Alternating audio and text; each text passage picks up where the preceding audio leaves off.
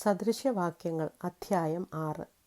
മകനെ, കൂട്ടുകാരന് വേണ്ടി നീ ജാമ്യം നിൽക്കുകയോ അന്യനു വേണ്ടി കൈയടിക്കുകയോ ചെയ്തിട്ടുണ്ടെങ്കിൽ നിന്റെ വായിലെ വാക്കുകളാൽ നീ കുടുങ്ങിപ്പോയി, നിന്റെ വായിലെ മൊഴികളാൽ പിടിപ്പെട്ടിരിക്കുന്നു. ആകയാൽ മകനെ, ഇത് ചെയ്യുക, നിന്നെ തന്നെ വിടുവിക്ക. കൂട്ടുകാരൻ്റെ കയ്യിൽ നീ അകപ്പെട്ടു പോയല്ലോ. നീ ചെന്ന് താണു വീണ് കൂട്ടുകാരനോട് മുട്ടിച്ചപേക്ഷിക്ക. നിന്റെ കണ്ണിന് ഉറക്കവും നിന്റെ കണ്ണിമയ്ക്ക് നിദ്രയും കൊടുക്കരുത്. മാൻ നായാട്ടുകാരൻ്റെ കയ്യിൽ നിന്നും പക്ഷി വേട്ടക്കാരൻ്റെ കയ്യിൽ നിന്നും എന്ന പോലെ നീ നിന്നെ തന്നെ വിടുവിക്ക. മടിയ, ഉറുമ്പിൻ്റെ അടുക്കൽ ചെല്ലുക, അതിൻ്റെ വഴികളെ നോക്കി ബുദ്ധി പഠിക്ക. അതിന് നായകനും മേൽവിചാരകനും അധിപതിയും ഇല്ലാതിരുന്നിട്ടും വേനൽക്കാലത്ത് തൻ്റെ ആഹാരം ഒരുക്കുന്നു, കൊയ്ത്തുകാലത്ത് തൻ്റെ തീൻ ശേഖരിക്കുന്നു. മടിയ, നീ എത്ര നേരം കിടന്നുറങ്ങും? എപ്പോൾ ഉറക്കത്തിൽ നിന്ന് എഴുന്നേൽക്കും? കുറെ കൂടെ ഉറക്കം, കുറെ കൂടെ നിദ്ര, കുറെ കൂടെ കൈ കെട്ടിക്കിടക്ക. അങ്ങനെ നിന്റെ ദാരിദ്ര്യം വഴിപോക്കനെ പോലെയും നിന്റെ ബുദ്ധിമുട്ട് ആയുധപാണിയെപ്പോലെയും വരും. നിസ്സാരനും ദുഷ്കർമ്മിയുമായവൻ വായുടെ വക്രതയോടെ നടക്കുന്നു. അവൻ കണ്ണിമയ്ക്കുന്നു, കാൽ കൊണ്ട് പരണ്ടുന്നു, വിരൽ കൊണ്ട് ആംഗ്യം കാണിക്കുന്നു. അവൻ്റെ ഹൃദയത്തിൽ വക്രതയുണ്ട്. അവൻ എല്ലായ്പ്പോഴും ദോഷം നിരൂപിച്ച് വഴക്കുണ്ടാക്കുന്നു. അതുകൊണ്ട് അവൻ്റെ ആപത്ത് പെട്ടെന്ന് വരും. ക്ഷണത്തിൽ അവൻ തകർന്നു പോകും, പ്രതിശാന്തി ഉണ്ടാകുകയുമില്ല.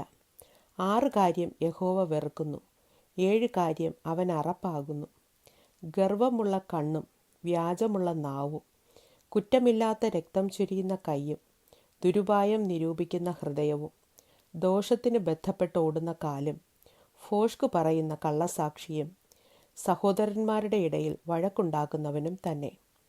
മകനെ, നിന്റെ അപ്പൻ്റെ കൽപ്പന പ്രമാണിക്ക, അമ്മയുടെ ഉപദേശം ഉപേക്ഷിക്കുകയും അരുത്.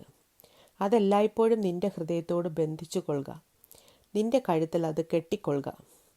നീ നടക്കുമ്പോൾ അത് നിനക്ക് വഴി കാണിക്കും, നീ ഉറങ്ങുമ്പോൾ അത് നിന്നെ കാക്കും, നീ ഉണരുമ്പോൾ അത് നിന്നോട് സംസാരിക്കും.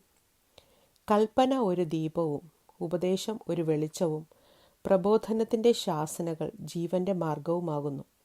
അവ ദുഷ്ടസ്ത്രീയുടെ വശീകരണത്തിൽ നിന്നും പരസ്ത്രീയുടെ ചക്കരവാക്കുകളിൽ നിന്നും നിന്നെ രക്ഷിക്കും. അവളുടെ സൗന്ദര്യത്തെ നിന്റെ ഹൃദയത്തിൽ മോഹിക്കരുത്, അവൾ കണ്ണിമ കൊണ്ട് നിന്നെ വശീകരിക്കുകയും അരുത്. വേശ്യാസ്ത്രീ നിമിത്തം പെറുക്കി തിന്നേണ്ടി വരും. വ്യഭിചാരിണി വിലയേറിയ ജീവനെ വേട്ടയാടുന്നു. ഒരു മനുഷ്യന് തൻ്റെ വസ്ത്രം വെന്തു പോകാതെ മടിയിൽ തീ കൊണ്ട് വരാമോ? ഒരുത്തന് കാൽ പൊള്ളാതെ തീക്കനലിന്മേൽ നടക്കാമോ? കൂട്ടുകാരൻ്റെ ഭാര്യയുടെ അടുക്കൽ ചെല്ലുന്നവൻ ഇങ്ങനെ തന്നെ. അവളെ തൊടുന്ന ഒരുത്തനും ശിക്ഷ വരാതെ ഇരിക്കുകയില്ല.